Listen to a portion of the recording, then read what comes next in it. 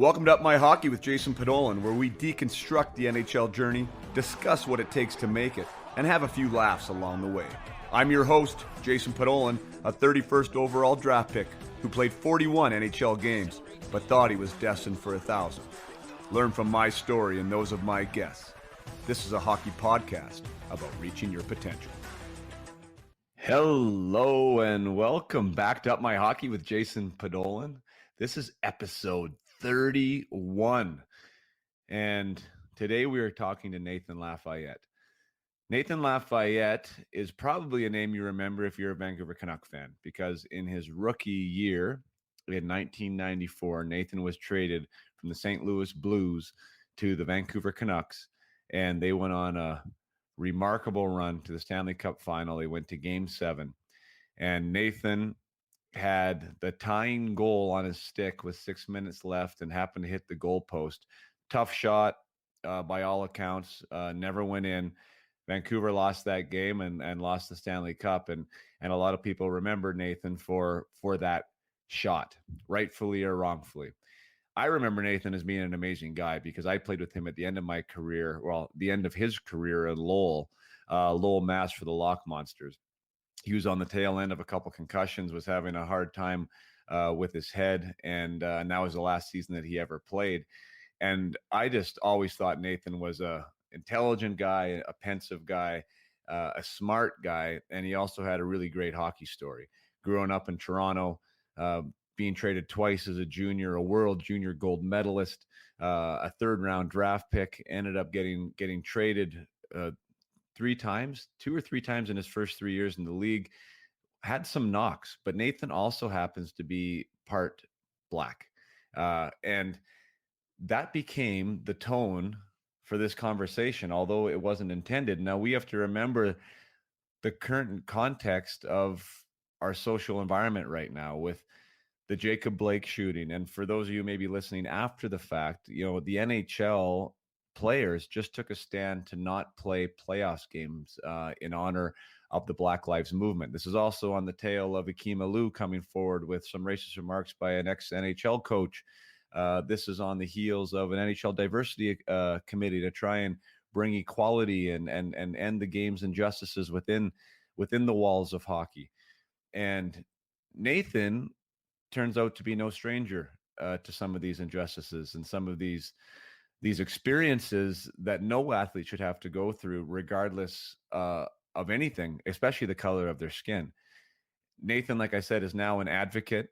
He's an eloquent advocate for equality, for what needs to change. He is the senior vice president and chief insurance officer at British Columbia Automobile Association, which is an insurance provider here in British Columbia. He is in the conversation with on the backside of some of these people with the NHL and the NHLPA, trying to make things right. And that's where this conversation was really the backbone of this conversation. And I think rightfully so. These conversations need to happen. And this podcast is a platform for discussion. It is words only. It's not just actions. Like the NHL players here took an action. They were able to use their platform to shine a light on something that they think needs to be talked about. There needs to be a discussion about this. It can't just be business as usual. And that's what this episode here is. This is a conversation from somebody who has experienced it, from someone who is really trying to be as unbiased as he can and wants to move forward so others don't have to experience what he experienced. And he's not throwing anyone under the bus. This isn't a whistleblowing conversation. This is about real life stuff and trying to find real life solutions. Nathan's a gentleman. He's a smart man, and I'm very privileged that he came to the conversation, as you are. And I really hope that you take the time to listen to all of his words and share this episode. If there's an episode that needs to be shared, it's this one. So first of all, listen to what we talk about. Understand that there needs to be change. This isn't a political discussion. It's just simply a human rights discussion about having everything be the same as best as we can, and acknowledging it from my seat as a white athlete that didn't have the opportunity to necessarily dive in to this discussion until things in 2020 happened. Nathan and I never had this discussion when we played together. Nathan and I wouldn't have had this discussion 5 years after we played together. But now Nathan is, one, comfortable to have the discussion. He knows that it's the right time. He is in the right place to have it. I feel comfortable enough to ask questions about things that I don't know. And I'm willing to be vulnerable, and hopefully you are too, to become part of the solution. So without further ado, I bring you a conversation that was supposed to be about hockey that turned into being mostly about people, but it's one that I'm glad I have. And I bring you Nathan LaFayette.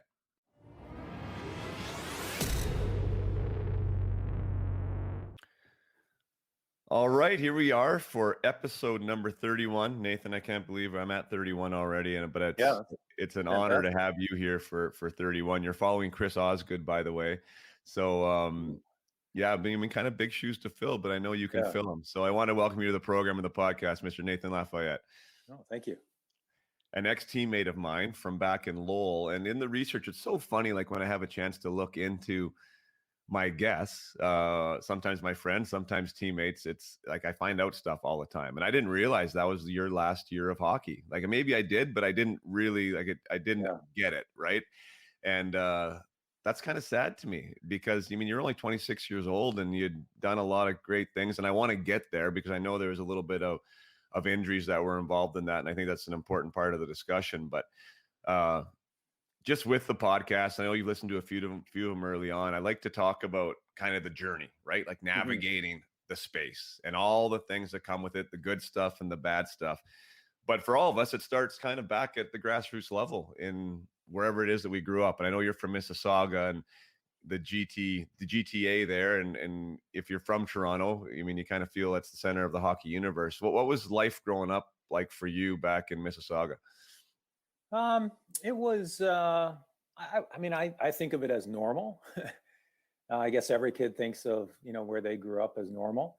Looking back, it was, I mean, there's so much, not to get too high level here, but there's the concept of privilege and what your norm is, what you're rooted in kind of your normal expectancy.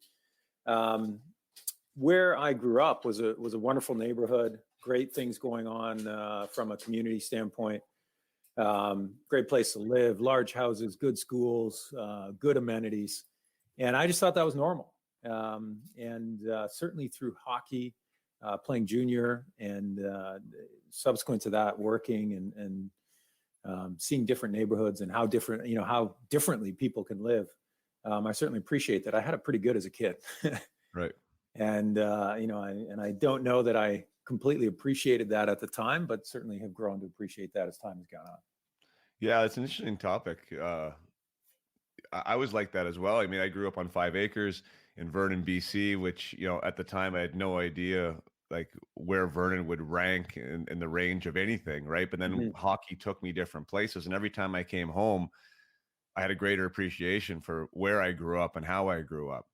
Because I mean, you're in your environment, but you don't really know another environment. I mean, travel is great and hockey is a great eye opener for that. And I know I can speak to that and being grateful. It's like such a thing. I know you're a dad now too. And like, I'm like that as well. And we live on a place that ends in a resort. It's called the Predator Ridge Resort. Right? I mean, that's where our house is, like people come here to vacation and like they save their money to come here to spend a week. And my boys have the privilege of being able to live here full time. Right. And it's tough. I mean, you want to give the best for your kids, but you want to allow them to understand that, you better be grateful for this too, and appreciate what you have and enjoy what you got. And I'm glad you kind of talked about that because it's a tough balance, isn't it? And now being a dad, I'm sure you're probably going through that yourself now. Yeah, you certainly want your kids to be appreciative and have a wide kind of perspective on life. And for me, when I went to Cornwall, that was my second stop in junior. And my first stop was Kingston. Kingston has a little bit of grit. Cornwall had a little more grit. Mm-hmm. And, the pulp and paper mill, I think, had just shut down or was about to shut down. And it was a town kind of had lost its identity and shops were closing and things were just broken and not kept up. It was through tough economical times. And Cornwall was kind of my first time where I kind of thought, man, it's pretty nice back home in southern Mississauga. Right. So, Right. yeah. No kidding. Yeah. What can we like? What was the family life like for you, mom and dad? Like, what did your dad do? Like, what was happening in Mississauga if you guys even be there in the first place? So my dad, it's an interesting story, and it's one of those things that as I get older, I learn more about my parents' history, and my family history. My dad's part Black. My mom is Irish, part Irish. So mixed race family, very relevant to what's going on in the world today. My dad played in, well, he grew up on a farm in Saskatchewan, and all of his family was in Saskatchewan. And my wife's, my mom's family is Saskatchewan. And he ended up in Vancouver because he went to the University of Utah on a scholarship. And in those days, to get a scholarship to the States from the farm, like not even, metropolitan city in Saskatchewan, but like his birth certificate says place of birth halfway between Fisk and Herschel, Saskatchewan. So honestly, say that. Yeah, because that's where the farm is, right? Like there's no better way to describe it.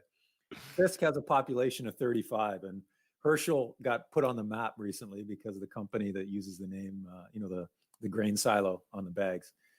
But that's where he was born, and he's an amazing athlete. My mom was an amazing athlete. My dad had the high jump record. I remember being like when I was 15 or 16, somebody contacted him and said, "Hey, your high jump record was broken." So he set the record in the 60s, and it got broken in the 80s in Saskatchewan, something like that, something crazy. All right. And he was like jumping into a dirt pit. And so he was an athlete, got a scholarship to the States, played at the University of Utah for a year, and married my mom. And, this is, I know the story as I knew it as a kid was that, and then next year he decided to go to Simon Fraser in Vancouver and kind of set up roots in Vancouver. And he went on to sign with the BC Lions and played a year and a half with the BC Lions. Oh, cool. And, it wasn't until I was maybe in my late 20s or 30s that I kind of got a little more color commentary on the narrative of what happened with his scholarship, because they apparently had a pretty good first year at Utah. They didn't like him marrying my mom, interracial marriage. He got married after the first year, and I don't know if they formally pulled his scholarship or reneged or what, but like he talks about it in a very mature and professional manner and says, look, we had a difference of opinion on whether I should get married or not, and I decided to get married, and I knew that would close the door at Utah. So he chose love over a scholarship, and I respect him for that, and I'm glad he did, because that brought me into the world. Right. And so he went on to Simon Fraser and played there, and then played for the BC Lions. And my place of birth is actually New Westminster, BC. And then I think when I saw his first contract, it was something like $6,000 a year for the BC Lions, 6,600. When I tell the story, he goes, no, it was 6,600. Like, oh, right, that. And he tore his knee up, and his rehab regimen was to walk. He had to walk like, I don't know, 10 miles a day or something. Like that was his rehab. So he's a very, he's a resourceful person.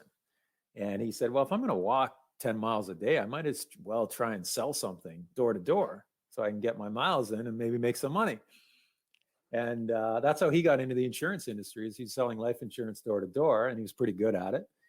And when his knee rehabbed, and he, I think at that time, Saskatchewan was trying to bring back local talent, and he got traded to Saskatchewan, and he said, you know what, I think I might stick around here and keep selling life insurance door to door and see where this life insurance thing goes. Wow. So we moved when I was young, like 3 or 4, from Vancouver to Toronto, because he got moved to a head office role with the insurance company he was with. And ironically, I kind of got exposed to insurance at the kitchen table as time went on, and that's where I ended up working post hockey. Right. I was going to say, now you had it in your blood. Yeah, I had it in my blood. Exactly. That's funny. So wow, what a cool story. So he ends up being successful in the insurance industry, which brings you to Mississauga. Was it a mixed race community there, kind of a melting pot as Toronto, No, some areas of no, Toronto can be? not at No. all. I was my the racial side of my youth and my adolescence and my time in the NHL. I've become much more aware of and more comfortable talking about it. And that's a byproduct of what's going on in the world today. Is it hasn't always been a comfortable thing to talk about. But I'm the darkest. I have a brother and a sister. When you talk about what my childhood was like, I'm the youngest of three. I have a sister who's 18 months older than me, and then a brother who's 18 months older than her. And we're pretty much all the same age now, but at the time it just seemed like there was a huge gap between us, a grade or two. But we got along pretty well. We did a lot of things outside. And my brother and I had a fixation with computers and programming and code. I'm looking back, I was a bit of a computer nerd, sitting in the basement, making, little games out of basic programming or C+ programming. So I had this weird balance of being super into sports and super into things that a lot of people who are into sports aren't into. So my friend group and the people I hung out with were very different. I kind of had not two separate lives, but not all my friends got along with each other. Right. So yeah, and that's the childhood was, I would say, pretty much uneventful. But certainly insurance was in the background the whole time. I didn't know it. I didn't, consciously was aware of it. But looking back, I learned a lot at the kitchen table about it. Sure. So you're growing up though. So you're growing up in a white neighborhood, mixed race family. You're the darkest one at your. Well, you said it was at your Of the school. three. Of the Yeah, three, I and at your was school. the second darkest in the school. Gotcha. And I was the darkest of my brother and my sister. My brother kind of takes after my mom a little more on the Irish side, has my dad's size and mass. My dad plays big, football. He was built for football. Yeah. And my brother probably could have played football if my dad didn't get so broken with his body and kind of steer us away from it. Sure. And then I kind of look like my dad, but I'm like a shrunken version of him. How did that translate though, Nate? Like getting into, so let's say now you're into sports. So you mean you're growing up in a community where your skin's a little different color than everybody else. Now you're into sports. Was your team at the time then of the same, like it wasn't a homogenous scenario? It was like white and then you, or like when did you notice that maybe you're different or felt different? It was funny. Like I didn't think I was different. That's the funny thing, right? Like I just had no awareness around it. And then I remember in high school, we started getting phone calls, like crank calls that were like horribly racist in nature. People saying things and then hanging up. And I picked up one of them and I was like, what is like, it's not even like I didn't even know to be offended because I didn't know what they were talking about. Right. Like right. I just had no context. And my parents were good about it. They explained it to me, and I thought, well, that's like, why is it like such a waste of time? I remember thinking, I have this logical side of my brain where I'm like, why would anyone put time and energy into doing that? Like it makes no sense. But I remember it distinctly. I remember talking about it with my sister too, because I'm like, why does that even matter to someone? And as my career progressed, I started hearing stuff on the ice, and I remember my parents was like, "Should we call the police?" And I remember, we just concluded there was nothing that they could do or want to do. And when I started hearing it on the ice, it unfortunately, and I'm not pointing the finger, but that mentality of there's nothing you can do about it, it kind of carried over. Like I didn't like, do I tell someone? I remember looking at the ref one time. I'm like, you can't say that. And he's like, well, kind of shrugs his shoulders, no penalty. I remember I got spit on one time, and I'm No like, way. that's like, I'm like, why do I have to deal with this? It's like this shouldn't be happening. And at the same time, I didn't do anything about it. Like I didn't go to anyone. I just felt like it wasn't something you raise a stink about, because then suddenly, it might close doors for you.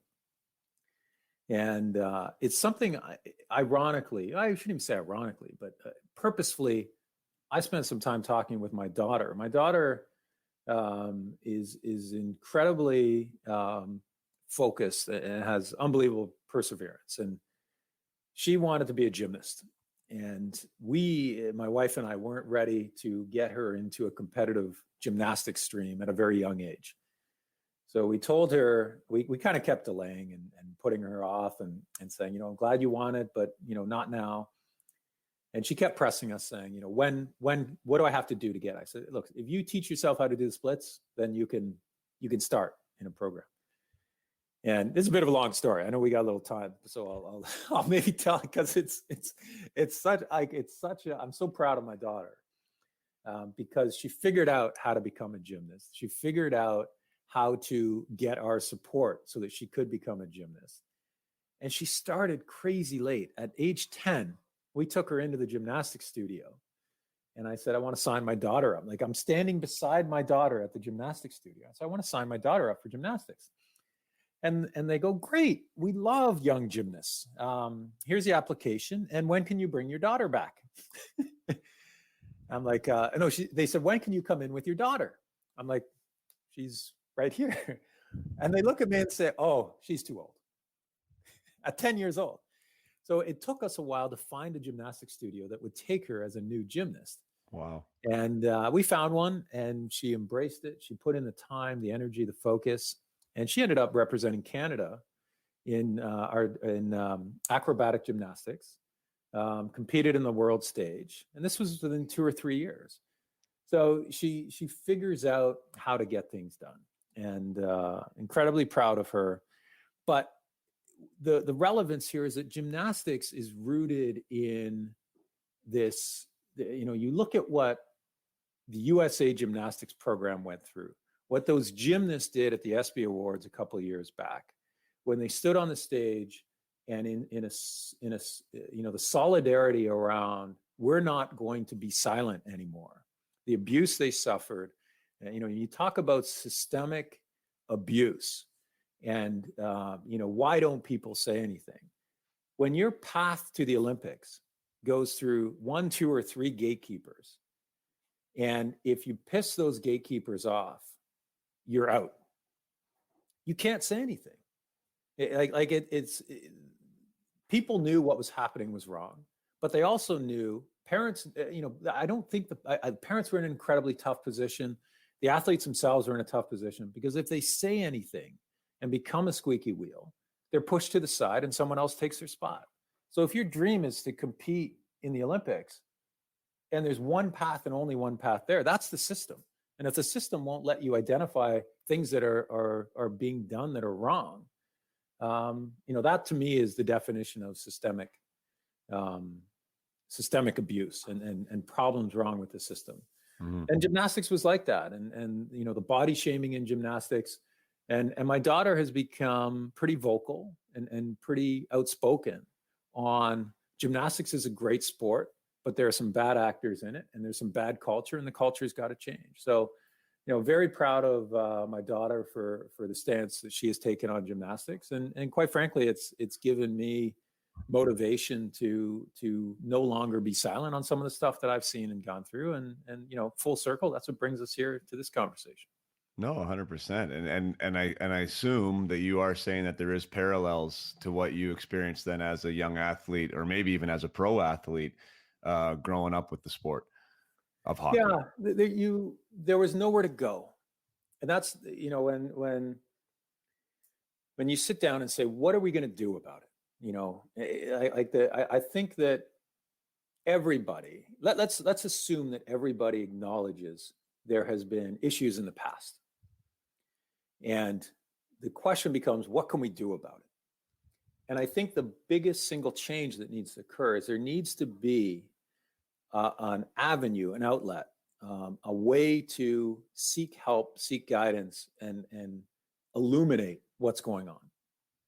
And that can take on many different shapes. In my life in the corporate world, you think of whistleblower, some of those terms, a little bit toxic and combative, but the end result is that when people see stuff that is happening in a corporation, especially a public corporation, they have a place to go to shine a light on it. And then someone's aware of it, it's documented, and it gets investigated. It may be a false allegation, it may be just the tip of the iceberg, but somebody looks at it. And then it becomes the company's problem to address, what are you doing about it? And I think it's been too easy in the past. If people had the courage to say something, then the board of directors of the youth organization, the coach, the GM, the agent, the league itself, it becomes too easy for one person to say, yeah, thanks for bringing this to our attention. We're going to look into it. And then nothing happens. Mm-hmm. And it's not documented, and they're not held to task, and they're not held accountable. So I think accountability around understanding issues that have been illuminated, that to me is the biggest change that needs to happen. It's not a hockey issue. It's not it's any sort of governance model. It's in companies, it's in youth organizations, it's in professional leagues, it's in political parties. I mean, that is the kind of common thread of what's going on, I think, all around us right now. No, 100%. And you're very well spoken. You've been in the corporate world for a long time. I wanted to get to, Scholastic Player of the Year for the entire CHL. So you have a, you have a good head on your shoulders. Is with the climate now, what's happening with the diversity committee? It seems, and nothing against the guys that are involved. Listen to some of those guys, and they sound really well educated, but I wonder, is there a place at the table for you? Is that something you'd ever thought about, that be a part of the solution? Yeah, I would. I am figuring out right now how I want to get involved. I've made the decision I want to be involved. At my current job, the company I work for, the two companies I've worked for before, I've been a part of the Inclusion and Diversity Committee. It's such an important area, because you want to attract great talent, no matter what you run, no matter what company you work for, organization, team, whatever it is, you want the best talent. And in a free agent market, the best talent can go wherever they want.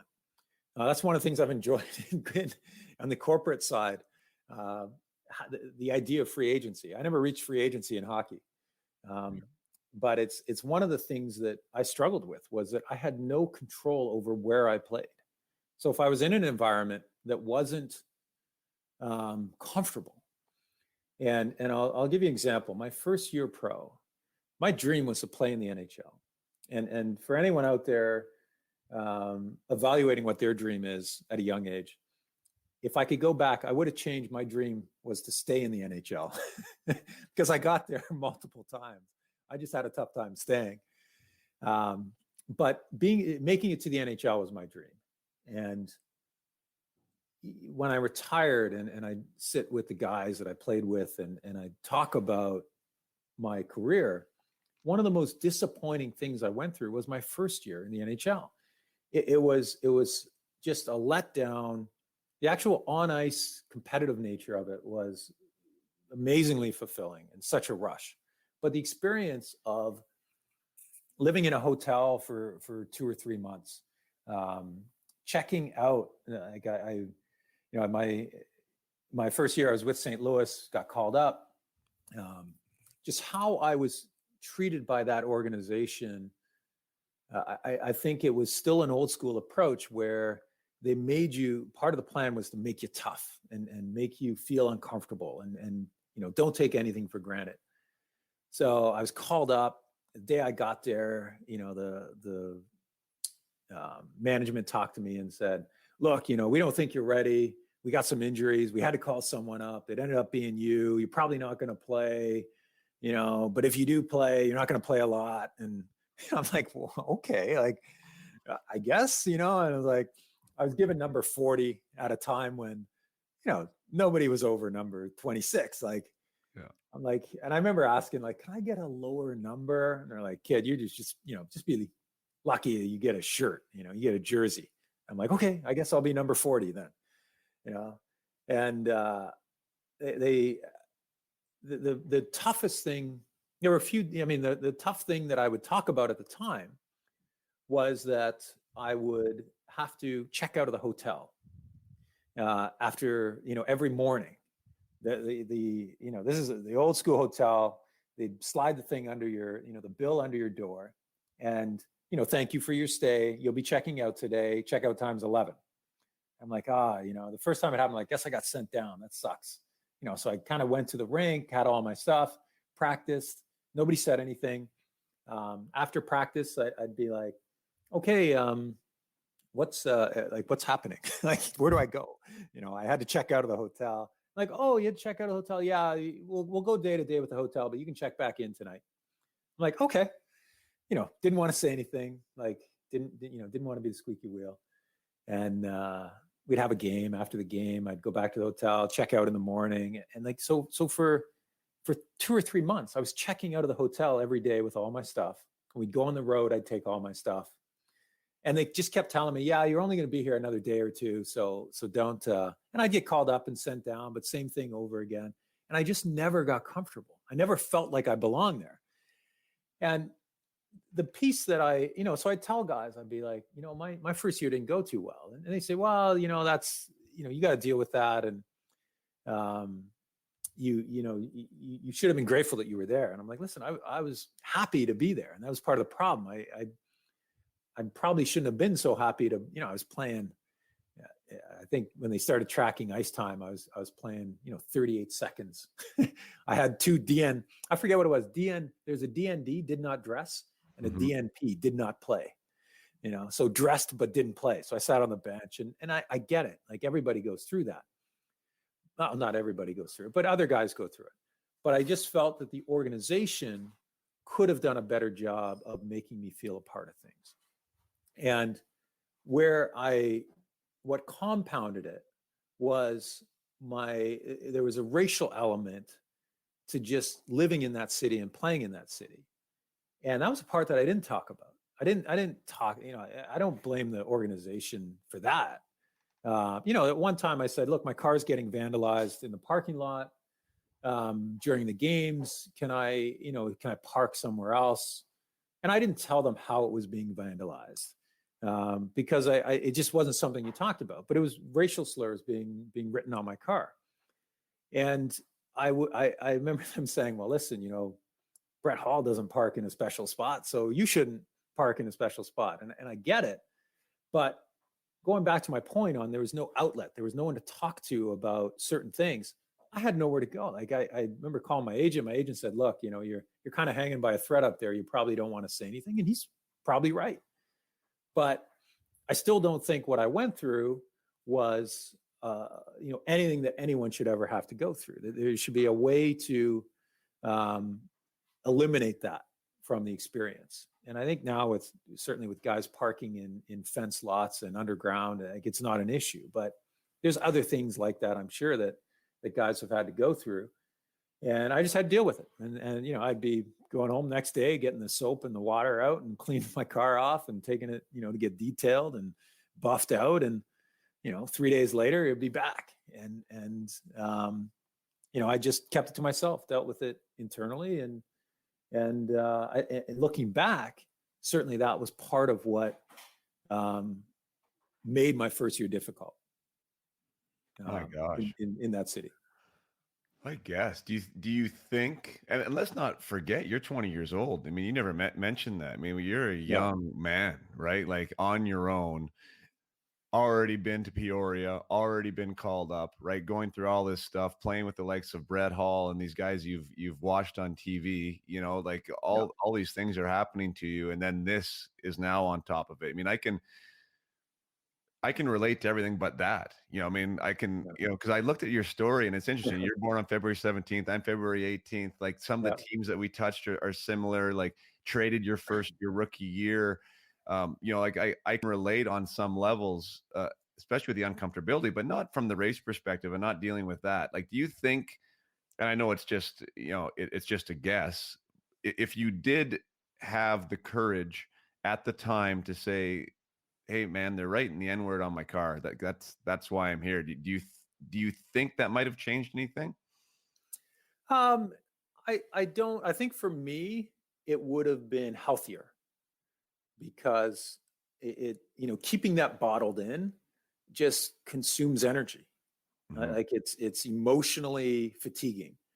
Now I might have been sent down for other reasons. I might have been sent down for that reason. I might have been deemed difficult and tagged and never played another game in the NHL. I don't know. But I do think that if that were happening today and somebody said something, then I truly believe the organization would deal with it in an appropriate manner and it wouldn't affect their career, and that they would have an outlet to get it made right. And I one of the things I regret is that why has it taken me 25 plus years to get comfortable talking about this? I don't know. You're right, like you said, I was 20 years old when it happened. I can excuse myself for not dealing with it face on then, but I feel like at some point I should have become more aware of how my experience could make things better for people coming along after me. And I think that's part of why I'm much more comfortable talking about it now, because I know it's not going to make it worse for anybody. And if it can make it better for one or two guys, even, I think it's certainly worth it.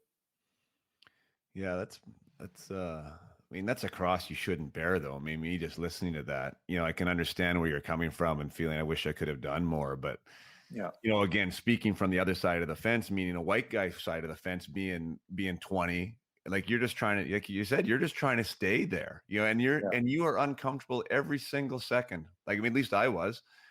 Some guys are in different spots, but when you're called up like that and you're in the fourth line and you're not the first overall pick, and you might feel like, yeah, I'm going to have a long NHL career, but when you're at the rink, I mean, like, I don't know, it's just not a comfortable scenario, and you're in survival mode. Yeah. And so if you're giving them any other opportunity, whether you're right or wrong in that scenario, thinking what they're going to do with that information, like, it's just, why would you give them that opportunity to find a different reason to get rid of you? Yeah. And I am pretty stubborn. I'm that the filter of is this politically the right thing to say? I often default to is it right or wrong? I don't want to look at it with a political lens. I want to look at it with a rational lens. And one of the things I am proud of that year is there was an interesting dynamic going on that season in St. Louis, and I was oblivious to it all the time, but Adam Oates had tremendous chemistry with Brett Hull, and they traded Adam Oates. And in return, or as part of their strategic thinking, was they brought in Craig Janney. And it just so happened, I don't know if it was left shot, right shot, or what, but Craig Janney had tremendous chemistry with Brendan Shanahan. And they had trouble finding a centerman for Hull. And I think I might have spent 10 seconds as a consideration. Jim Montgomery, who was, I think, a Hobey Baker winner or finalist, he was given heavy consideration. And I thought he played pretty well, put up some decent numbers, but it was a difficult hole to fill in Adam Oates. I mean, I don't think there was a better fit, quite frankly, for Brett Hull at the time in the entire league. So to think someone who's not even in the league is going to come in and fill that hole was a big ask. And we had some pretty good pieces to the puzzle. And then we had pieces like me who were inconsistent, unproven, kind of in and out of the lineup. And the nature of how things were dealt with and expressed was a lot of it was done through the paper in that culture and that team. And I didn't think that was appropriate. I didn't like it. I had no problem with someone having a problem with me, but I didn't like them telling reporters that they had a problem with me. And I remember like a stretch where we went into Ottawa, and Ottawa, I don't know if you remember, but back in the early 90s, not a strong team. And we lost 9-1. And I didn't play. I was a healthy scratch. And like, you never wish ill upon your team. But in the back of my mind, I was thinking, geez, 9-1 loss to Ottawa. I think it's almost better that I didn't play. Like I wasn't a part of it, right? And when you're a healthy scratch, you kind of you're seen but not heard. Made a point to go down to the locker room after the game. Coach came in, wasn't happy with the outcome, yelling and screaming, and I was like off in the corner, barely visible, like completely out of the way. Like I made a conscious effort to be off the radar. And sure enough, the coach goes to leave, and he goes through the wrong door, and he goes into the bathroom, which is a dead end. But you know those moments where the whole team realizes, God, this is going to be funny, and I can't laugh. It's like when the coach kicks the garbage can and breaks his foot. Yeah. And so he stormed off into the bathroom, and we're like, what is he like? He can't just stay in there. Like, what's he going to do? And he comes, like, he's in there too long, right? And I think he realized, he's like, oh God, what do I do? Like, just one of those absolutely comical sideshows to something that was very serious, right? He just took a trip off the team and gave everyone crap. And he comes out of the washroom and runs into me. And he turns to me, he goes, and if you had been in the lineup, we would have lost 12-1. And I'm like, oh man, I made it safely through this. How did this, why did it end like this? And so he stormed off. We come home, we lose another game or something.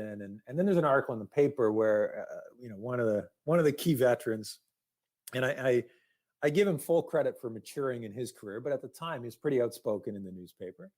And he said something like, we got 15 guys that belong in the NHL and 2 or 3 that should be in the minors, and the other guys on our lineup shouldn't even be playing professional. And I said to him, look, if you have a problem with me and anyone else in this room, talk to us about it. Say it to us. Don't say it through the papers. And, I didn't even finish my sentence. And he's like, what the hell are you saying? You don't belong here. Don't talk to me, and stormed off. And I went, well, at least I, said my piece. And Murray Barron, I think it was, turns to me and goes, hey, kid, that was pretty ballsy. Probably end your career, but pretty ballsy. And sure enough, we played that night. I was a healthy scratch. The team went with 19 skaters, which is very unusual. And I was driving home after the game, and I heard on the radio I'd been traded.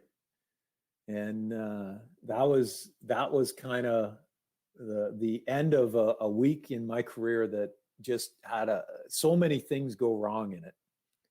And I was devastated. I got traded out of St. Louis. The team had given up on me. All those things that you've been dealt before. Mm-hmm. The first time it happened to me, I focused on all the bad stuff that led to it. But it turned out to be a gateway into the Stanley Cup final, 3 months later. So it was a good lesson in, half empty, half full, make the best of the situation you're in, and don't worry about the past. So sure. I was able to move on pretty quick. Did you intentionally leave that veteran forward's name out of it, or is that something you'd care to share? You know what? I intentionally left it out because people change, and to evaluate someone on one story, one snapshot, I've changed. I think I'm a better person today than I was 20 years ago. And I've seen people that I've known over time change, and you mature, you gain perspective. I think if I went back and reconsidered every decision I've ever made in my life with my current, what I know now, it'd be way different.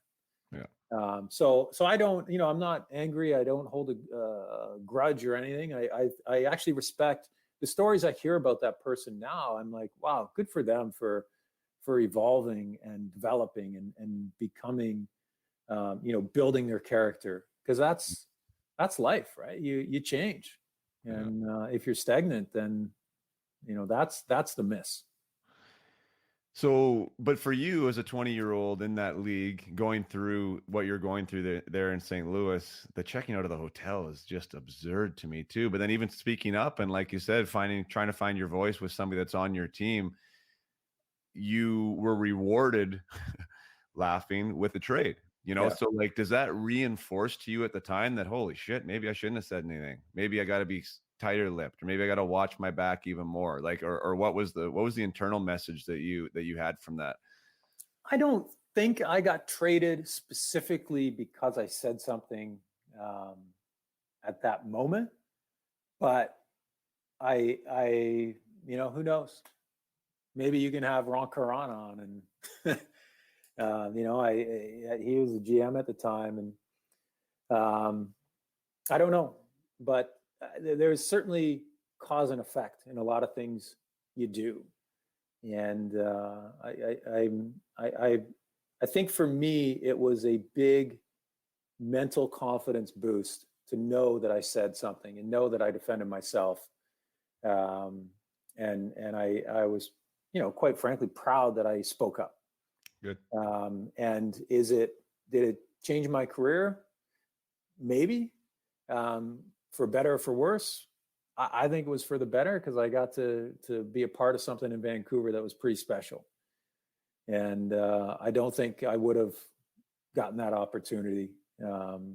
Like at the time when I went to Vancouver, went to Stanley Cup final, I was like, oh, I hope I make it back next year, or, if not the year after. Like, I didn't realize, like, that was you don't get multiple chances at the cup typically in a career. And I didn't realize that at the time. So had I played 7 years and not had to stop in Vancouver, chances are I wouldn't have gone to a cup. And so I think it worked out.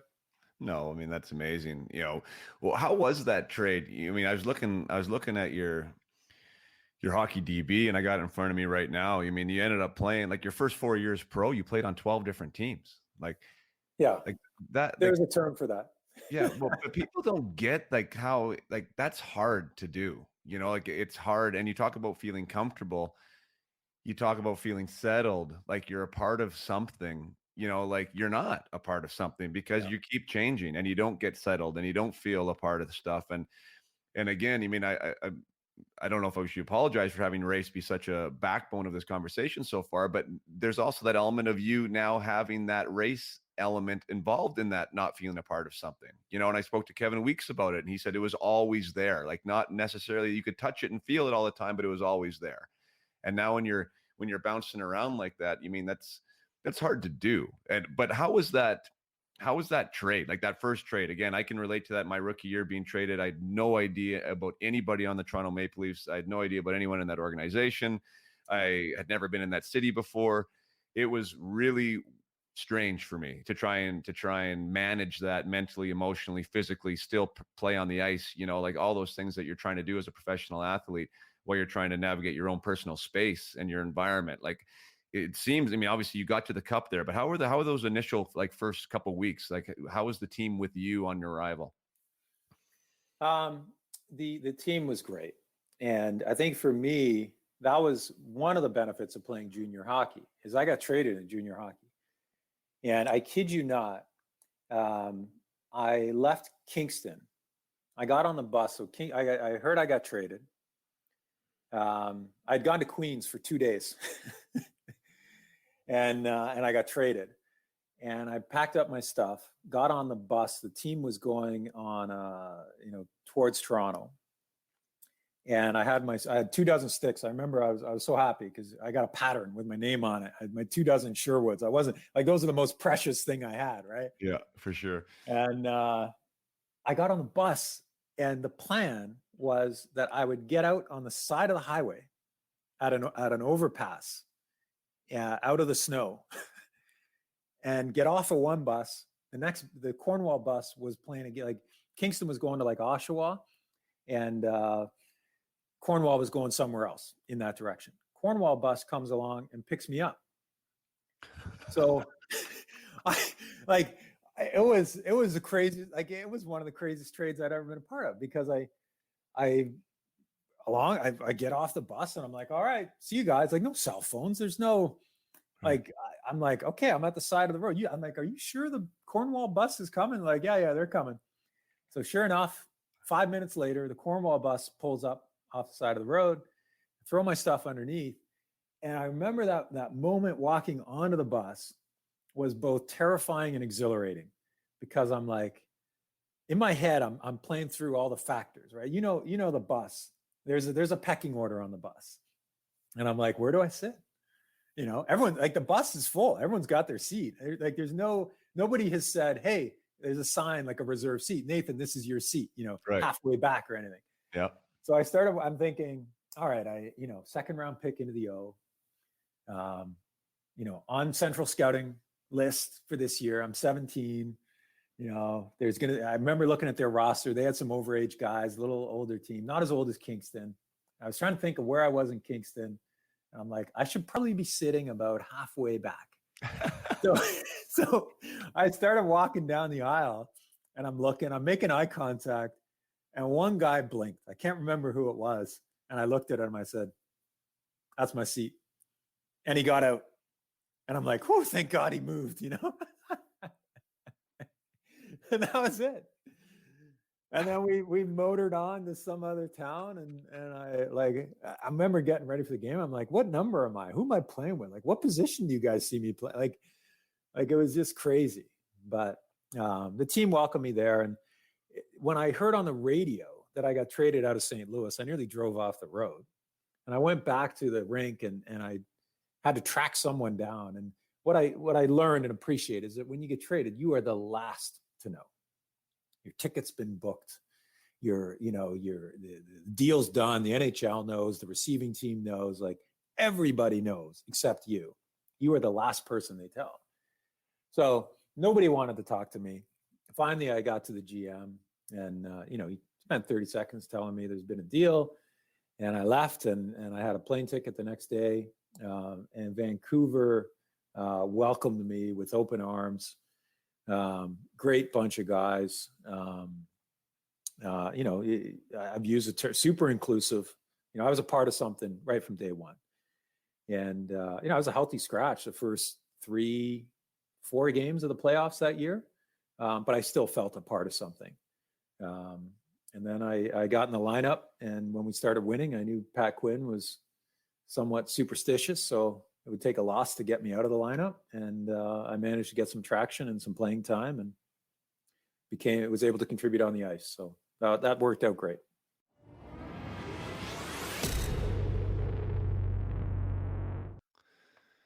Hi there, everybody. Thank you so much for listening today. I am really happy you're here with us for this conversation, and I apologize for interrupting it, but I am very passionate about the subject matter. I'm proud of what you're listening to. I'm proud that Nathan was able to be so vulnerable. I think he's an amazing voice for the subject matter, and I know other people need to hear this conversation. So if we can start the conversation within the hockey community, that's a great place to start it, as it applies to us. So please share what we're talking about here. Share this episode. If there's an episode you have listened to that I encourage you to do something with, it's this one. Put it on your social media. Share it within your minor hockey association. Share it with your junior teams. Share it at your schools. Share it on your social media. Talk about it. Get it out there. This is a conversation that matters. It's a conversation that's important to everybody. And the more conversations that we have, and the more conversations that it inspires, the better off we are. So once again, thank you so much for being here with us today. Please subscribe and share, and we'll get you back to the conversation. Thank you. That's amazing. Yeah, we when I looked at that lineup, and me being from BC, I was a well, what was I? That was my draft year, I guess, 94 when you went. So, I was out of the house and wasn't necessarily a super fan like I was, at a younger age, but there's some big names there. But the biggest of which was Pavel Bure, in my opinion. He was young and he was a phenomenal player. And what is how was he, one, to see on a night to night basis, maybe even in practice? And then two, how did that calibrate with what his personality was like? Yeah, he didn't get the respect he deserved. Playing on the West Coast, there was the content didn't flow to the East Coast. If you were playing late games, then there'd be some highlights, but that was it. There wasn't a lot of visibility for the stars on the West Coast back then. And he did things. There were two guys that did things from a skill standpoint that stood out more than anybody that I ever played with. Pavel Bure was one, with his ability to maintain speed in traffic. Like, this is clutch and grab era, and to gather and maintain speed through traffic while controlling the puck. Nobody could do that as well as he could. And the other guy was Alexei Kovalev. He was so skilled with the puck, you couldn't get it off him. And he wasn't in good favor in New York. How, I don't know. I think that, we think about, race being an issue, but certainly back then, Europeans had a tough time with certain clubs. I knew I was going through stuff with race, but I also knew the Russian guys were going through stuff. And maybe I had a heightened appreciation for it because of what I was seeing on the race side, but the Russian guys weren't always treated well. The one thing about being traded a lot is I had a pretty large sample size, St. Louis, Vancouver, New York, and LA. And, you had the way the players treated guys, and you had the way the organization treated guys. And I would certainly say that the Russian guys were not treated well by a few of the organizations I played for. Right. I think Pavel was treated well in Vancouver. I think Kovalev, people struggled with his goal.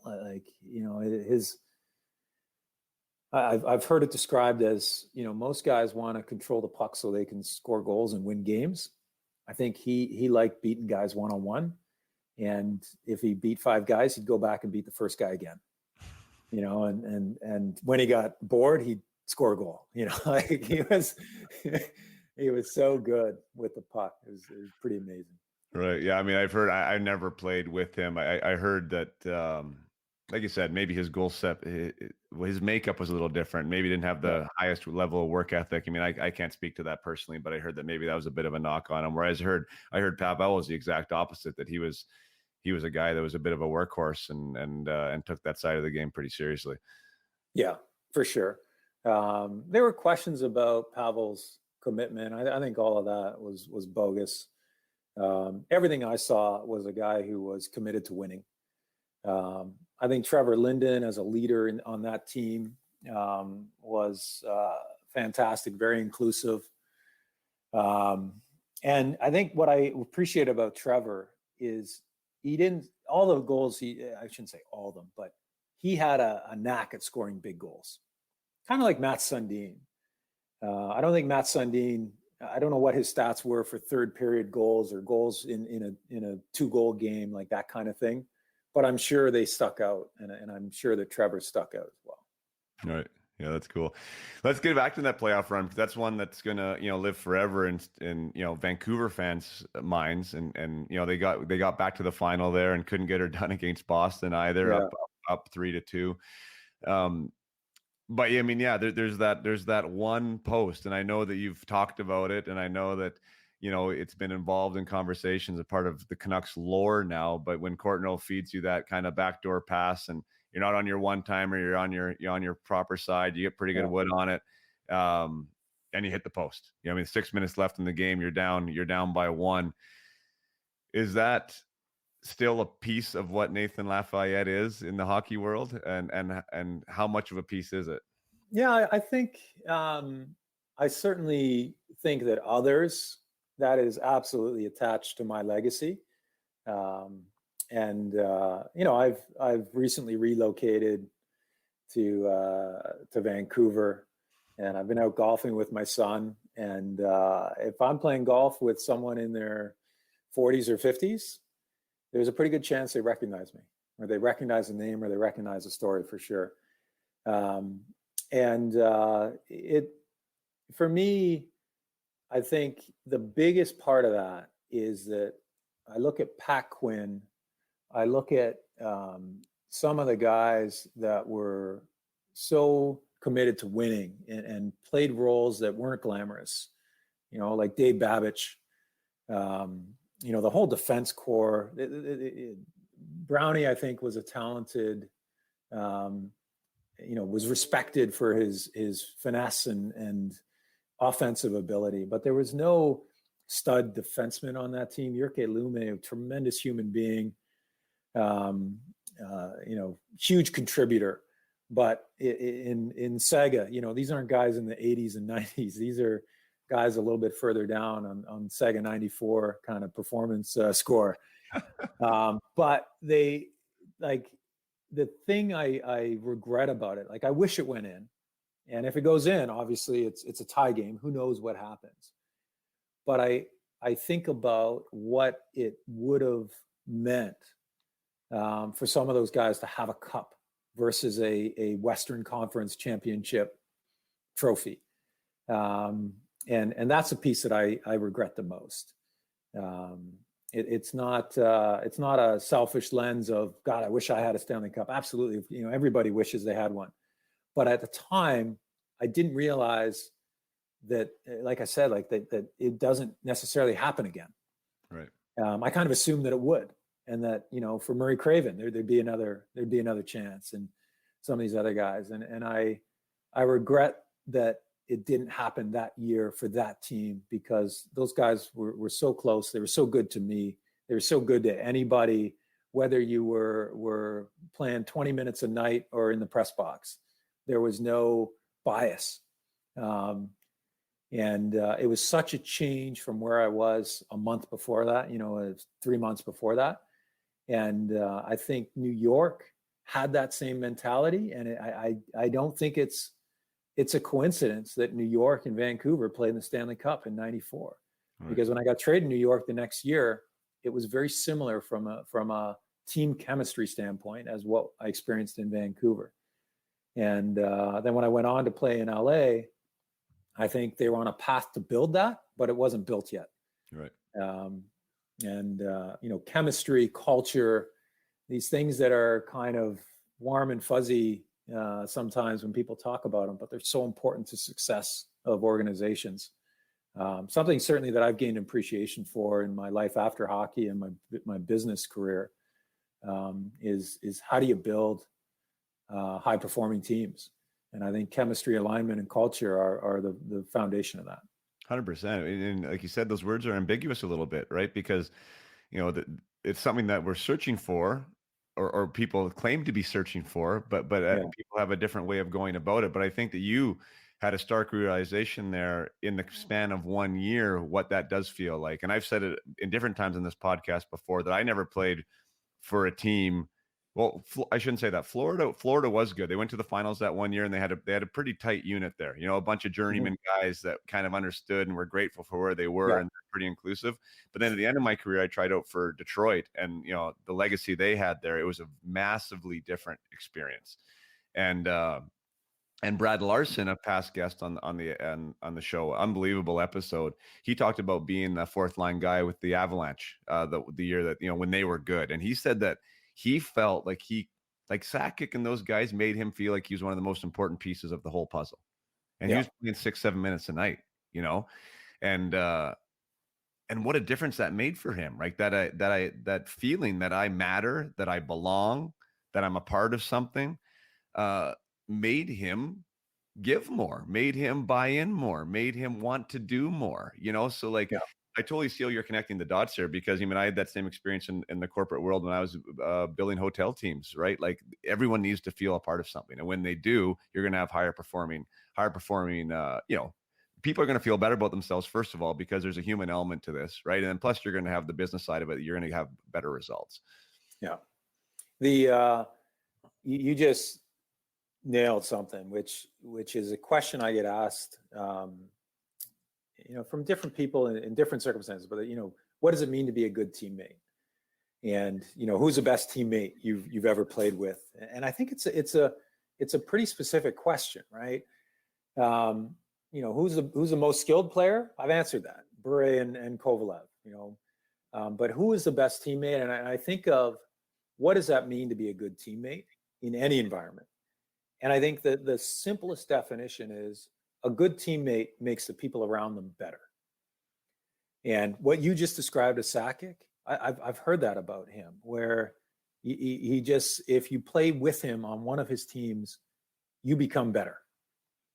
And that is what's powerful. You building hotel teams, you need your weakest link to become better, because they're surrounded by good teammates that lift them up, and you get the most out of every person in every role. And that's not easy to do. It's hard to find stats on it. It's hard to find any sort of model on it from a data standpoint. But it's what sets successful organizations apart from ones that might look like they have all the pieces but can't quite get it done. Well, I think, and the narrative now, I'll say with the coaches that I think are successful and that are doing good things, Travis Green being one of them, is that the human being, the person behind the player, is part of the discussion. It's part of the narrative. It's not even part of it. It's one of like the principal focuses, because what you just talked about in St. Louis was a bit of a dehumanizing experience, right? Like that whole element, the emotional element of being a hockey player, was completely forgotten about, and almost to the opposite effect, as you said. Like they almost probably stamped their drum and said, yeah, we're doing this good because we're making this hard on them. Yeah. Like part of the plan. Yeah, we're doing them a favor, and that was definitely what I felt in Toronto too, back in that era. Development, that was, you developed yourself, right? You either sank or you swim, and they would do the best to try and get you to sink. But I think when you start looking at when the person, you're seeing that in insurance. I know you are, right? You're dealing with the person first, getting that trust aspect there, understanding what makes them tick, having them feel included, you are going to have better results. Like it's just a no-brainer. And I think that hockey's starting to get there. I think we're a little bit of a dinosaur sport in some aspects when it comes to that, but I'm really happy that that's happening, because I think it allows a broader bandwidth too of people that can approach the game, in my opinion. Yeah, I agree. So fundamentally important to success at the organizational level.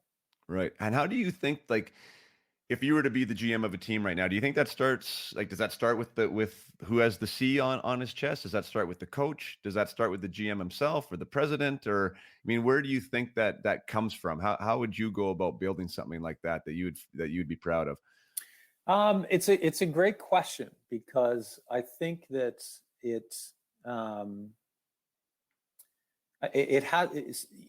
has to be part of your strategic foundation. And strategy, culture specifically, I feel, is either consciously shaped, or it just happens and you have no control and it becomes something. Culture exists whether you like it or not.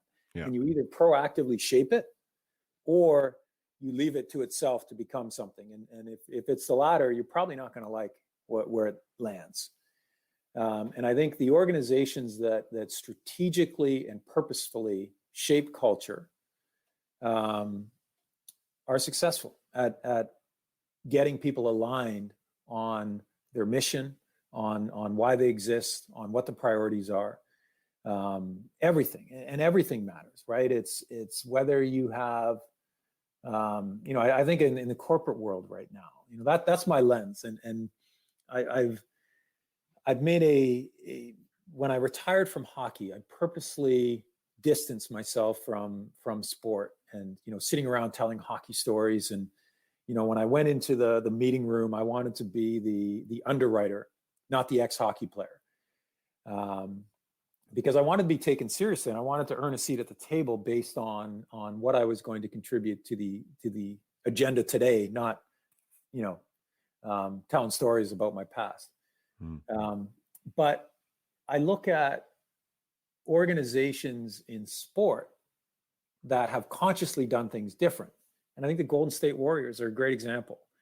There's a great story, a little dated now, a couple of years back, but when that ownership group decided to pursue an NBA team and chose the Golden State Warriors, people were like, they just thought, man, these tech guys have too much money. They're wasting it on a crappy team, crappy franchise. They're paying way too much for it. And what they did that was different is they said, we're going to approach sport not the George Steinbrenner way, where one guy has all the money and makes all the decisions and creates a bit of a hostile environment. They're going to, what Golden State did, and there's a great article in the New York Times. If you search New York, I think it's titled "What Happens When Venture Capitalists Buy an NBA Team," something like that. And they applied a venture capital organizational model to the Golden State Warriors. And it meant that it was very flat organization. Input came from the front line. And there's a great story in it where, Steph Curry was having ankle trouble. And they were, do we go all in on Steph Curry or do we stick with our current guy? And one of the trainers was in the room having the discussion on who their, anchor superstar was going to be, which was unheard of. And he was also empowered to speak up. And he said, look, I know you guys are worried about Steph Curry, but no one's ever retired because of ankle trouble. Like, it doesn't happen. You're making an issue out of nothing. And they were worried that Steph Curry was going to have a shortened career because of his ankles. And it just, when you ask a question, how would I approach it? It would be a very flat organization that made decisions based on information right from the front line. And it would be a culture of empowerment.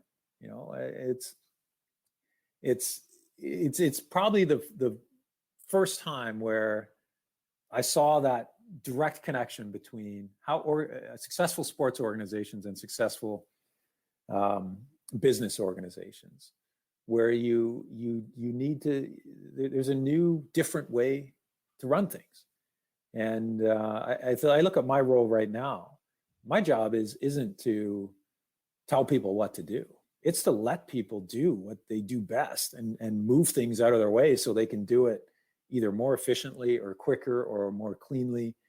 And it's just, my job is to remove waste from the organization, whether it's time spent figuring out things that don't matter or pursuing things that aren't strategically important. But that's my job. My job isn't to figure out what to say on a phone call specifically. We got people that know that inside out and can do that very well. I'm not designing web pages. I'm not, designing the mobile environment that we're going to operate in. Mm-hmm. So, I feel like my role in business has essentially been a GM role in sports, but just with different players and a different game. And that's not something that was immediately obvious to me. But as I started to have success in business, I'm a curious guy. I thought, why is this working? Right. And that's when I started seeing the parallels. Sure. If we take it back to the arena and back to the ice and we're talking about a team, I mean, talent in the business world, is the exact same. People are looking for talent. You mentioned that earlier, right? Sports organizations are looking for talent. There has been a greater discussion about the person too. And I know I've said that now a few times, but in sports, and you even said like that Canucks team, there's some good players on it, but it wasn't full of Hall of Famers by any stretch of the imagination, right? Yeah. How important is the person, do you think, the character, right? Whatever they're about. You know, I mean, whatever makes them be who they are in the locker room, maybe not on the ice surface. How important is that to a winning culture or to creating something special? I think it's critically important. And I think the other piece to that conversation is diversity. You can't have 20 of the exact same thing, you know, in a locker room. You need diversity. You need, you know, personally, my emotional roller coaster goes like this.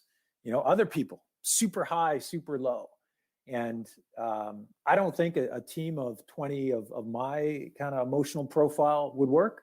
But I also don't think 20 people riding a roller coaster profile would work. And I think you need that balance. So when you think of inclusion and diversity, there's so many different perspectives and layers to it, but it's what drives successful teams. When you look at board of governors, when you look at their history, their upbringing, where they went to school, what they studied, if you've got 20 board of governors or 10 board of governors that all profile exactly the same, that's a problem.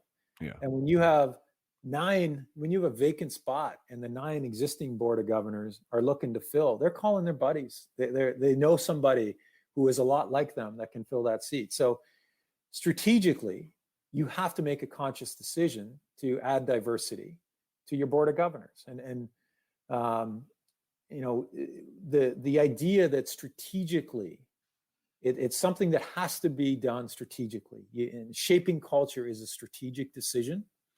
Whether you're a hockey team, a youth organization, a Fortune 500 business, if you're not thinking about it strategically and executing it and monitoring it and measuring it as a strategic element of your business, it's not going to happen. And I think your business is going to suffer because of it. So that is a very long-winded, maybe indirect answer to your question. How would I do it? I do it on a fundamental basis of people and diversion and inclusion as a strategy. Scott Nickel, one of my past guests, he said you can't have everyone be a milk drinker. Is the way that he wrote it, which was funny, right? You can't have 20 milk drinkers. He's like, it doesn't work that way.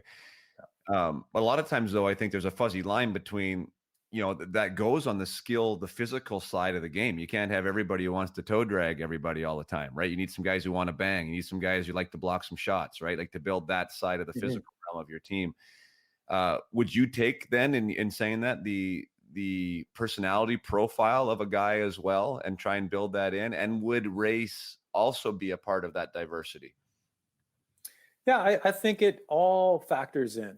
I think that I think among like available toe draggers, you'll have some that are selfish, some that are too caring, some that are, you know, you don't, it's not that you need 5 toe draggers and 5 grinders up front.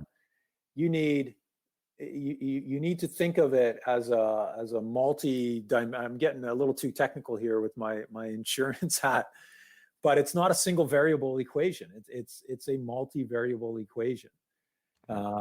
And among like if you're building a team and you've got a box that, you know, we need 3 skilled forwards, you can fill those 3 spots with an angle of diversity. You can find good human beings among them. I mean, and it's not that, you know, it's hard to find a good human being among hockey talent, but you can evaluate the human side of all the toe draggers and find the one that's the right fit for your team. Yeah. You know, you don't have to compromise and say, well, it's a toe dragger, so he's going to be selfish. They're mutually exclusive. Yeah. And there's so many, it happens again and again and again in my conversations. Like the people that the guys remember are the guys that were good to them, right? That took care of them somehow, that made them feel, again, a part of it, made them feel human, made them feel connected, right? And all those organizations, it was the Chris Drapers and the Kirk Maltbys in Detroit, right? These guys that were taking Darren Helm, taking guys like myself underneath their wing to help them figure out how to do it, inviting them places, right? Like that's stuff that they didn't have to do, you know, but because they did it, they're memorable. They made them feel a part of things. And I think that, yeah, those good people matter. If I was going to turn the ship back a little bit here to the race side and thinking of whether it's a young Nathan LaFayette at 20 or somebody going through it now, you've talked about like creating a system where you have a voice. Like how would that look, do you think, in a current National Hockey League team? And then my head also goes to the support aspect, because there needs to be someone to talk to, not only to make the change, but just to deal with the emotional consequences of whatever it is that person's dealing with. How do you think those two coexist? Yeah, I think to have a voice, I think, is a conscious decision that an individual can make. But I think to have an outlet is something a league needs to consciously establish. And it's a lesson learned in corporate America, where you need a regulatory kind of internal risk tolerance angle to say we need a separate independent body where people can reach out either anonymously or with no fear of retribution.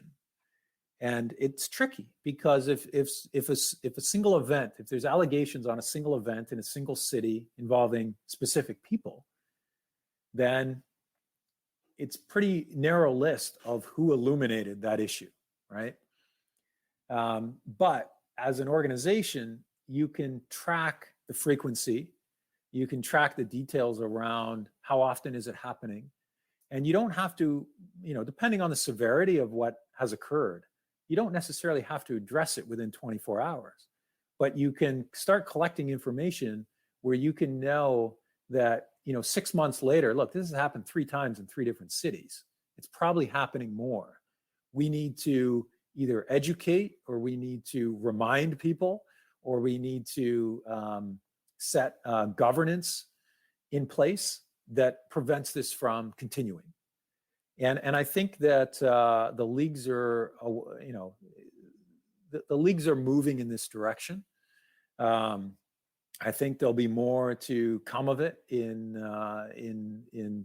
I would have said probably 6 months ago, I would have said in the years to come, but now maybe in the months or even weeks to come.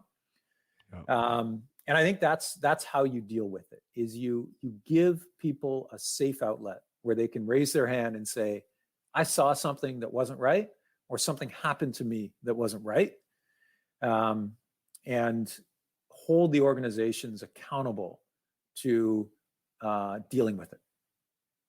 And I think that's the key, is that it can't end with being reported to a person that buries it. Yeah, and I'd love to understand how the back office workings of that is, for the NHL to want to do that, but there is going to be organizations are going to be held accountable at some point within that system, right? And do those organizations have to buy into saying that, yeah, we're going to sign off on this, right? Because there is some bad actors in the NHL. I mean, it's just, that's the way it is, and there's some organizations that are good and would probably want to be a part of it. I wonder how that's all going to flesh out, because I see that it sounds like there's some resistance from the NHL and somehow buying in with the diversity committee right now, just hearing what Kane's saying, and some of these guys that, they want to get something done and they want to work with the NHL, but it sounds like maybe it's not going quite as fluently as they want. How about the support piece, Nathan? Like, I don't know what support even means. It's going to mean different things to different guys, but like you said, you didn't have a voice. Like you didn't really, there was no one on the teams that you would talk to. You wouldn't go to the coach. You definitely wouldn't go to the general manager. Your agent was kind of telling you to be quiet. Like, if let's say mom and dad isn't, like, somebody without a like a solid familial support system, like how would they include the NHL, that piece, that support piece, that outlet? What do you think some of the key components would be? Would it have to be anonymous? Would it have to be, I don't know. How does that look for you? I think the biggest piece is it has to be without retribution. Like, there can't be any repercussions. Right. It has to be just a safe haven of discussion.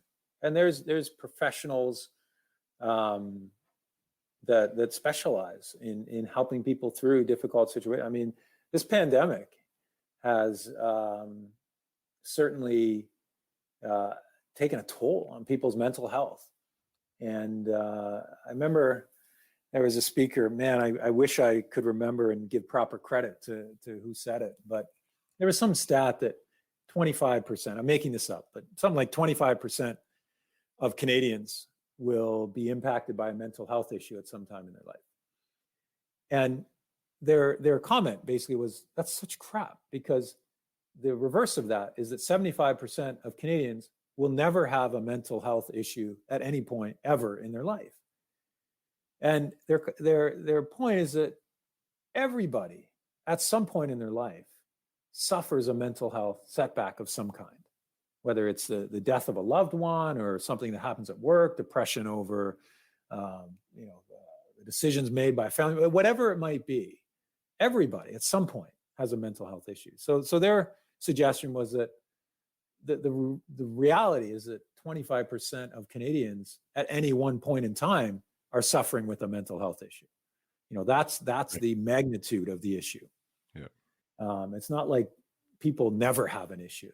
So I think that people are more comfortable talking about mental health in the same way that people are now more comfortable talking about race.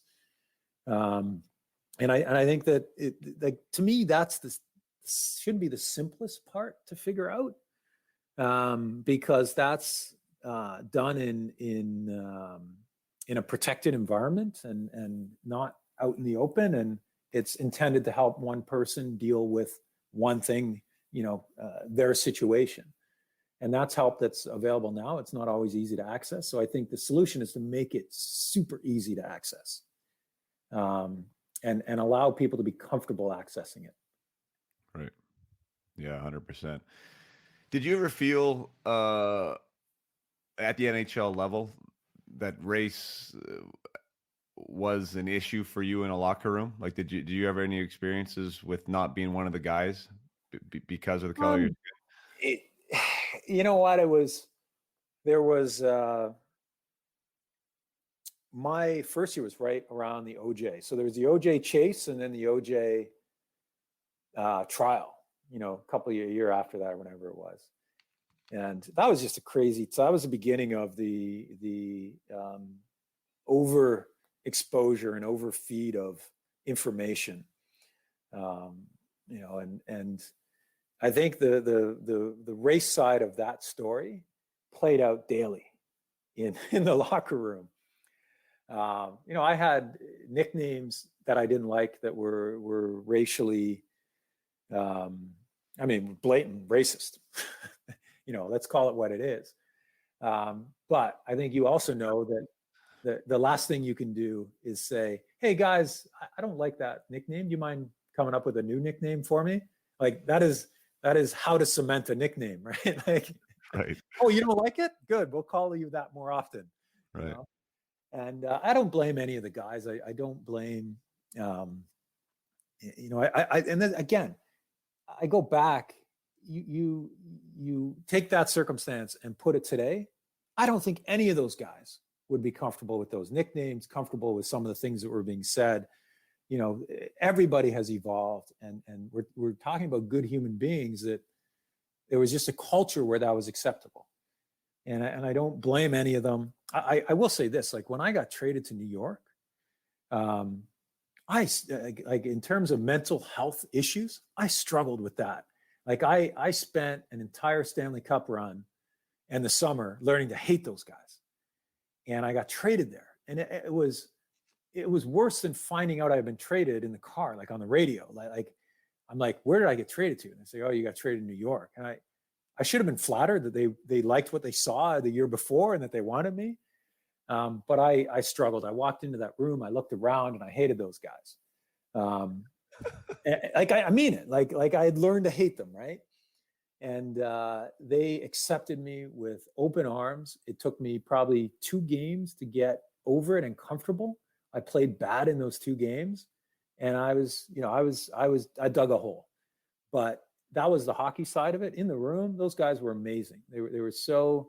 It was a veteran squad, so inclusive. And I think even them, they were probably, if you sat down with them, they'd probably say, yeah, I probably would have handled some of what was said in the room differently. And that's fine. That's the reality. And I kind of go back to what I said earlier is, what do we do now? What do we do going forward? Mm-hmm. This isn't about pointing fingers and looking for apology. No, this is about what can change going forward to make it better. And that's certainly my personal focus. Right. Yeah. And I that's I don't know. I would say that's the light of all the awfulness that's happening. That's bringing, that's allowing, I mean, even our conversation to happen right now, is that people like me, for instance, are having conversations about something that I've never had a conversation about, that I've never even necessarily thought about, right? That was this different for Nathan LaFayette, who I played with in Lowell, I mean, all season? Like it didn't even cross my mind that your existence as a hockey player might have been somewhat different, right? Mm-hmm. And so, yeah, I mean, so for guys like me, I think that's great. And because it's part of the broader conversation, now we can figure out how younger people don't have to go through that.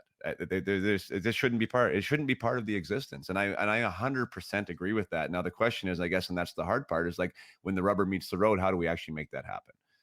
And there is going to be policy involved in it. There is going to be education involved in it. There is going to be a support piece involved in it. I mean, I think that's why it is complex, and maybe hopefully that's why the NHL is potentially dragging their feet a little bit, because you want to try and get it right, the best you can, And I don't know that they're dragging their feet. I think it's exactly what you said, that they're taking their time to make a powerful and important change.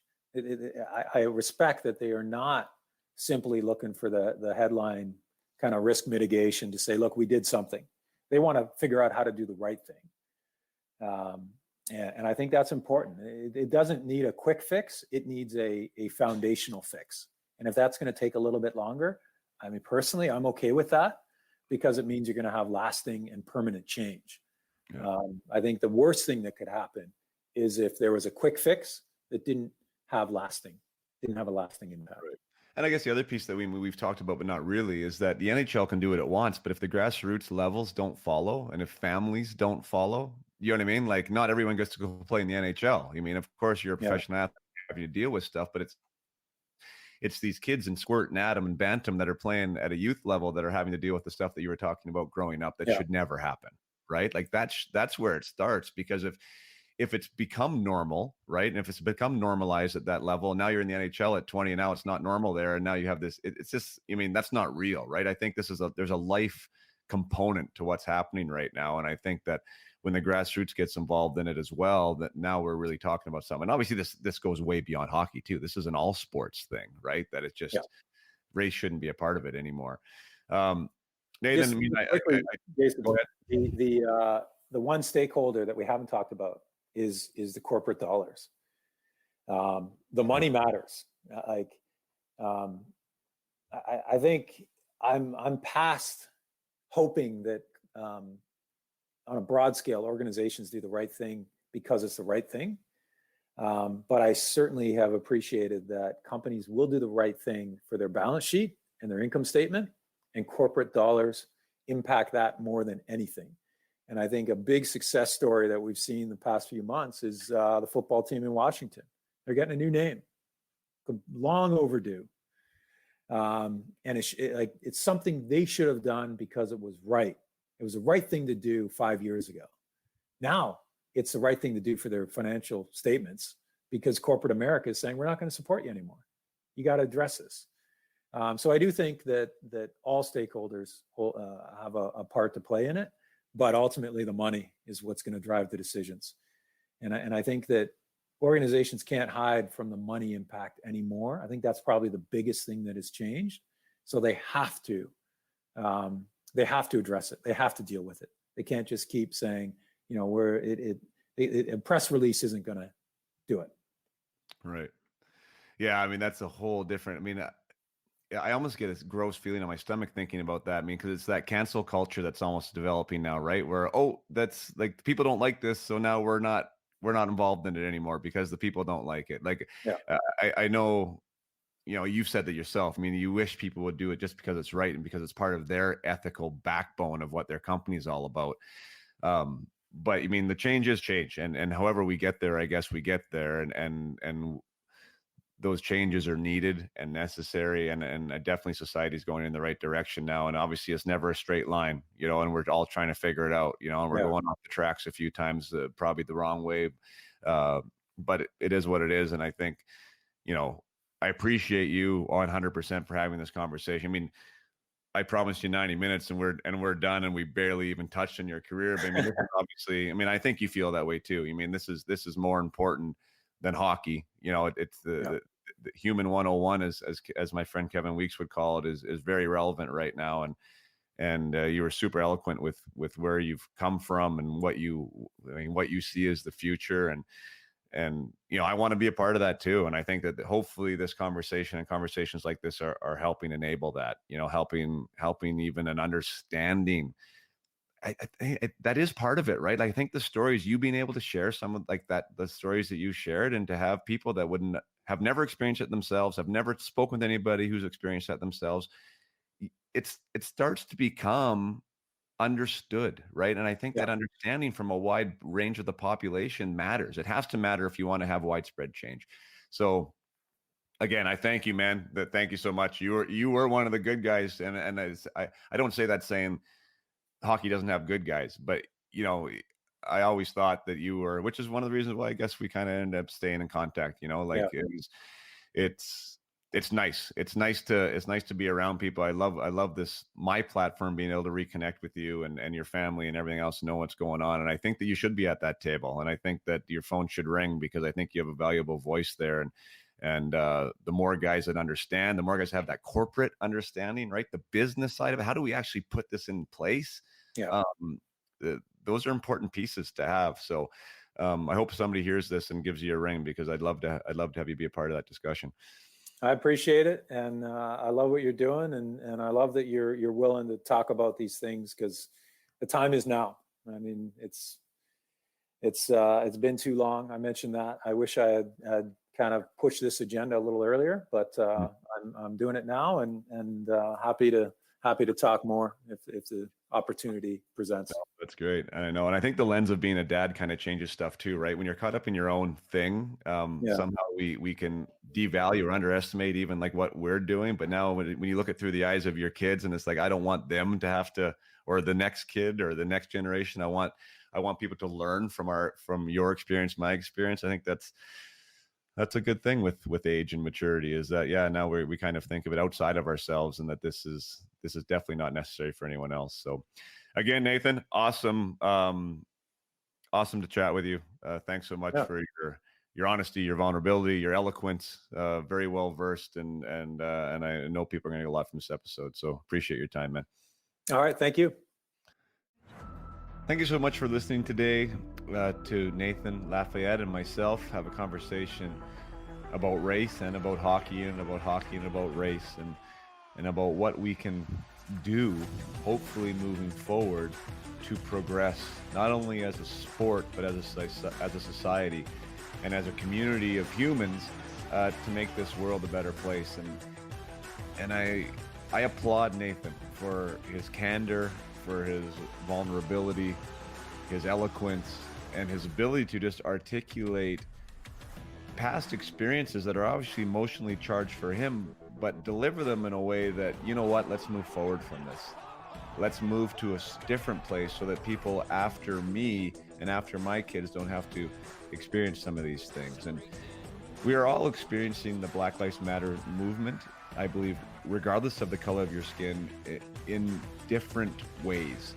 And for me, within the community of hockey and with the discussions I've been able to have with past teammates like Peter O'Worrell, like Kevin Weeks, like Nathan LaFayette, that now I'm able to see things differently. And that is part of the solution. It really is. For white America to wake up to the injustices, to the differences, to the reality that it's a different experience to walk around not looking the way we look. And when we can just understand that fact and we can get behind the idea that this is real, and we have the ability to do something about it, now there's traction, now there's progress. And I do see progress on the way. I think that this is a real movement. I think that there is real change coming. And I encourage you, and hopefully this conversation inspires you to have conversations with your inner circle, with your family, regardless of the color of your skin or the religious background that you choose, about the things that we're talking about here today. Actions are obviously the next step, and that's what the NHL players here did recently. That they took an action, they took a stand, they made a statement by choosing not to play games. But I don't think that underscores or gives less significance to the fact of words and conversations on a platform like this. That the discussions we have matter. What we choose to talk about matters. And when we want to dive in, and when we're vulnerable enough to dive in on issues like race, on issues like injustice, you know, the whole cognizance of our community changes along with it. And I think we need to make the conversation clear, whether you're white, black, brown, that we can't have things operate the way they have been in the past. That it's not something that we can just step aside and overlook and continue on as things are normal. And like I said, these conversations are part of that process. So very, very, very thankful, Nathan, for coming on today. I'm thankful for those of you who chose to listen to a conversation that's a little deeper than we usually go here on Up My Hockey. But I do think it's relevant, and I'm happy to be a part of it, and I hope you are too. So, as usual, play hard, keep your head up.